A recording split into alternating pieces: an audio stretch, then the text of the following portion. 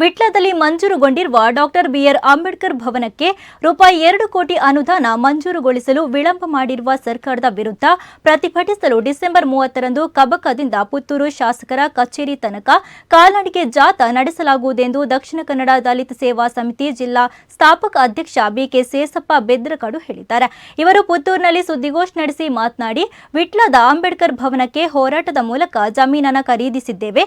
ಆದರೆ ಅಲ್ಲೊಂದು ಅಂಬೇಡ್ಕರ್ ಭವನ ನಿರ್ಮಾಣ ಮಾಡಲು ಅನುದಾನ ಕೊಡಿಸುವಂತೆ ಬಹಳ ಹಿಂದಿನಿಂದಲೇ ಮನವಿಯನ್ನ ಸಲ್ಲಿಸುತ್ತಾ ಬಂದಿದ್ದೇವೆ. ಹಿಂದಿನ ಶಾಸಕರು ಅನುದಾನ ಕೊಡಿಸುವ ಭರವಸೆಯನ್ನ ನೀಡಿದ್ರು.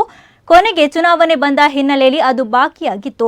ಈಗ ಇನ್ನೊಮ್ಮೆ ಸರ್ಕಾರವನ್ನ ಎಚ್ಚರಿಸುವ ಸಲುವಾಗಿ ಕಾಲ್ನಡಿಗೆ ಜಾಥಾದ ಮೂಲಕ ಮನವಿಯನ್ನ ಸಲ್ಲಿಸುತ್ತಿದ್ದೇವೆ ಎಂದರು. ದಿನಾಂಕ 30/12/2024 ಸೋಮವಾರ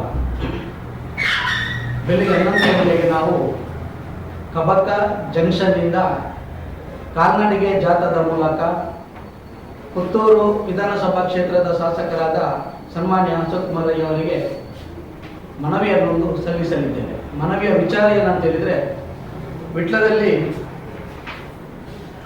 2020ರಲ್ಲಿ ಸರ್ವೆ ನಂಬರ್ 477/4B2 ರಲ್ಲಿ 17 ಸೆನ್ಸ್ ವಿಸ್ತೀರ್ಣ ಅಂಬೇಡ್ಕರ್ ಭವನಕ್ಕೆ ಜಮೀನು ಮಂಜೂರಾಗಿದೆ.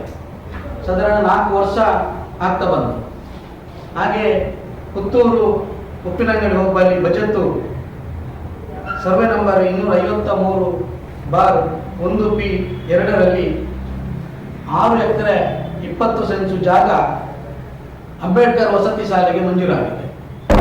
ಪುತ್ತೂರಲ್ಲಿ ಕೂಡ ಅಂಬೇಡ್ಕರ್ ಭವನಕ್ಕೆ ಜಾಗ ಮಂಜೂರಾಗಿದೆ.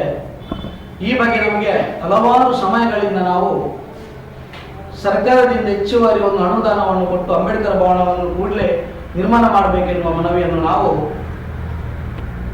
ಬಿಜೆಪಿ ಸರ್ಕಾರ ಇರುವಂತಹ ಸಂದರ್ಭದಲ್ಲಿ ಕೂಡ ವಿಟ್ಲದಿಂದ ಕಾಲ್ನಡಿಗೆ ಜಾಥಾ ಮಾಡಿಕೊಂಡು ಬಂದು ನಾವು ಸನ್ಮಾನ್ಯ ಮಠದೂರು ಅವರಿಗೆ ಮನವಿಯನ್ನು ಕೊಟ್ಟಿದ್ದೇವೆ.